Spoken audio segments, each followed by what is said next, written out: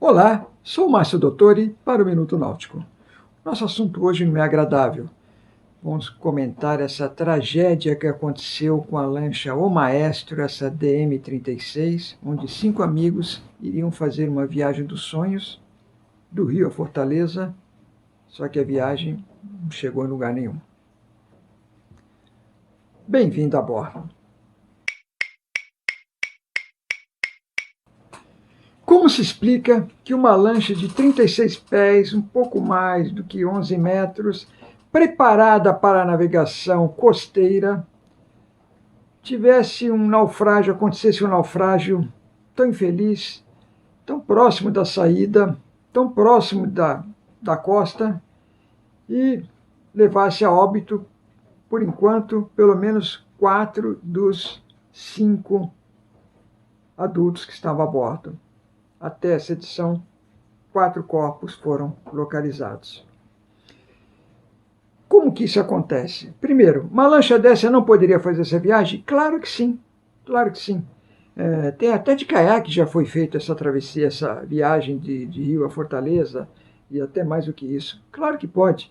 Tem estaleiros que mandam regularmente barcos para o Nordeste do país, então não é problema nenhum, o barco não é problema. Conforme eu falei no começo, esse barco foi construído para isso. Mas o que aconteceu? O barco enfrentou uma condição muito dura no tempo. E essa foi a principal causa do acidente. Foi o que determinou o acidente. Tempo. Sem não respeitar as condições meteorológicas. O mar deixa a gente passar ou não deixa a gente passar. Não tem todo barco, só se for um submarino que vai por baixo, mas todo navio, todo barco tem um limite de mar. Passou daquilo, ele não suporta. Mas não foi só isso, né?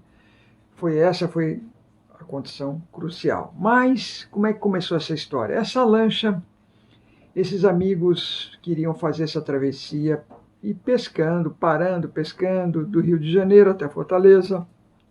É um sonho deles. Compraram a lancha, um deles comprou a lancha o ano passado. É uma lancha que consta, já estava parada há algum tempo, usada eventualmente. O que acontece com barco antigo? Esse barco deve ser dos anos 80, talvez final dos anos 70, mas por aí. É um barco antigo. Não tem problema de um barco antigo. Um avião antigo também voa, um barco antigo também navega. A questão é manutenção. Manutenção. Um barco está num ambiente extremamente hostil, principalmente no mar. O que acontece? Tudo tem que ser verificado. Tudo tem que ser verificado. E não dá para fazer isso de maneira rápida. Primeiro, linha de combustível. Todos os tanques limpos, todas as mangueiras limpas ou substituídas, todos os elementos de filtros trocados. O motor, a gente tem que ter muita certeza do motor e dos reversores. Não tem problema nenhum tirar o motor do barco, mandar para a oficina, abrir, ver como é que está por dentro, refazer, trocar um anel, os anéis, casquilhos, pôr no lugar, limpar a parte de refrigeração. Tem que ser feito isso. Os reversores, a mesma coisa, olhar eixo, hélice, toda a parte de propulsão. Depois, toda a parte hidráulica, as mangueiras, as válvulas, se as válvulas do fundo de casco estão fechando. Isso aqui é muito importante. Parte elétrica, fundamental. Fundamental. Nada funciona no barco sem elétrica. Então, a parte elétrica tem que ser muito bem verificada, baterias, toda a instalação, todos os disjuntores. Isso aí com o tempo tem que trocar, não tem o que fazer. Mas aqui a gente tem que ter muita certeza da parte elétrica. A parte hidráulica, conforme já falei, válvulas, registros, bombas de porão. Quanto maior a quantidade de bombas, melhor. Uma lancha dessa deveria ter umas 6 bombas por aí. O ideal, né? Pode ser até com 3. O ideal é que sejam todas duplicadas. Casco, vai saber se essa lancha já bateu em algum lugar.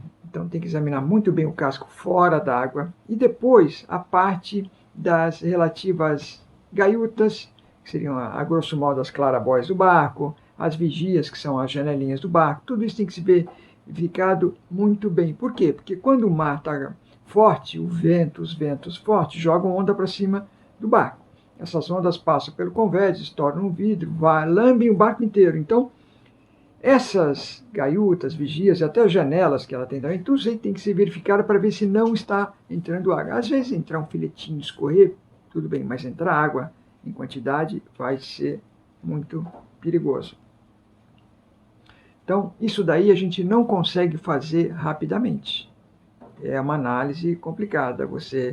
É uma análise primeiro rigorosa, depois você tem que fazer uma manutenção rigorosa, então leva um tempo. Quando às vezes a gente tem data para sair, acabamos negligenciando alguns itens. Mas uma viagem grande dessa, isso aí não pode ser feito. Não pode ter erro nisso.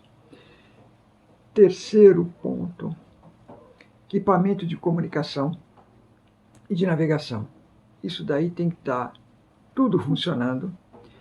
Não adianta estar funcionando se a gente não saber usar. A gente tem que saber usar muito bem o equipamento de navegação, saber fazer a navegação, saber usar os equipamentos de comunicação, no caso o rádio VHF, e também os equipamentos de salvatagem, de abandono da embarcação. Uma viagem longa dessa, se a lancha for costeando, ela não necessita ter a balsa, mas obviamente que ela tem que ter o restante do material de salvatagem, todos os coletes atuais, os sinalizadores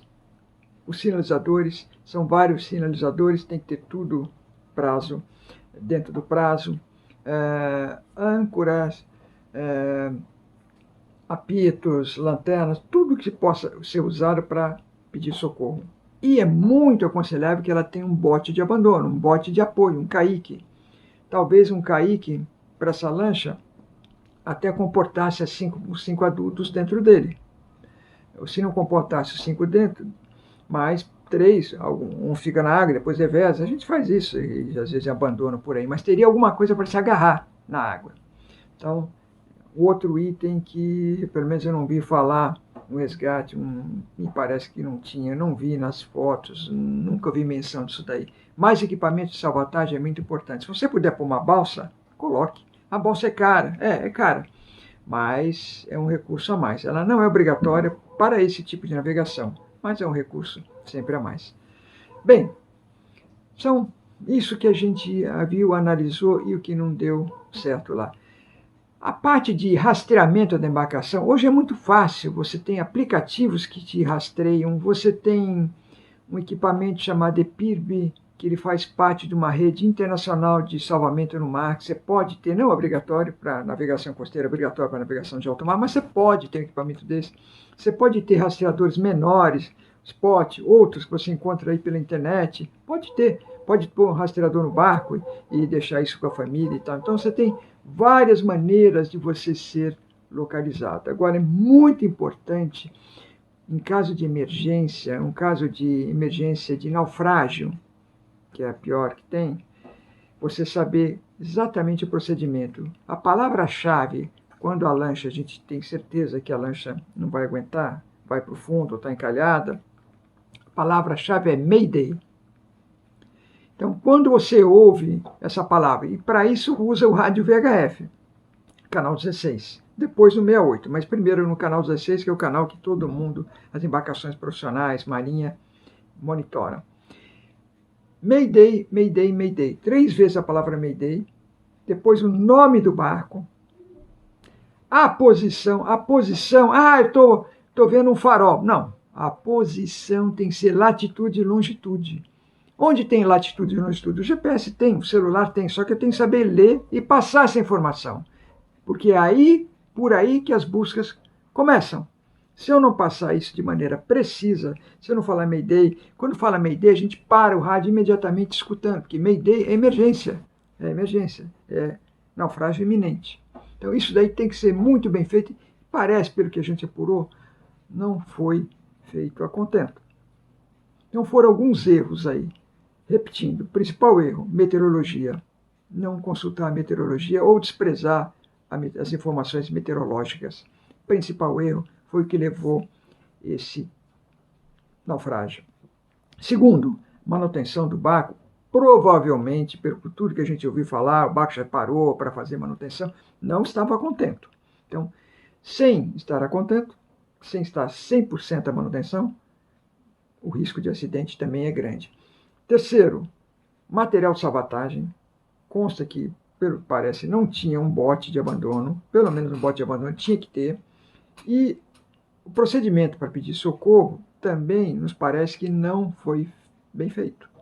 Então, são vários itens que levam ao acidente. O acidente não ocorre normalmente por um item só. São vários. Foram acumulando, tem um acidente.